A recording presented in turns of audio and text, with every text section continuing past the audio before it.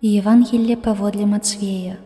Калі Езус увайшоў у Кафарнаум, падышоў да яго сотнік і прасіў яго, кажучы: «Пане, слуга мой ляжыць дома паралізаваны і цяжка пакутуе».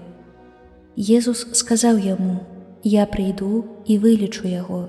Сотнік жа адказаў: «Пане, я не варты, каб ты увайшоў пад дах мой, але скажы толькі слова, і будзе аздароўлены слуга мой. Бо і я чалавек падуладны. Сам маю ў падначаленні жаўнераў і кажу аднаму: ідзі, і ідзе, а другому: прыйдзі, і прыходзіць, а слугу майму зрабі тое і робіць». Пачуўшы гэта, Езус здзівіўся і сказаў тым, хто ішоў за ім: «Сапраўды кажу вам, ні ў кога ў Ізраілі я не знайшоў такой веры.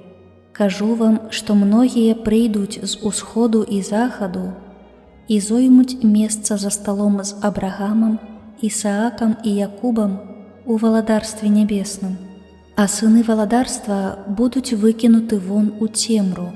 Там будзе плач і скрыгатанне зубоў». І сказаў Езус сотніку: «Ідзі, і як паверыў, няхай станецца табе».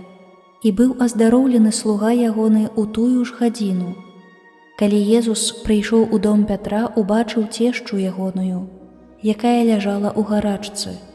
Ён дакрануўся да яе рукі, і гарачка пакінула яе, і яна устала і прыслужвала ім.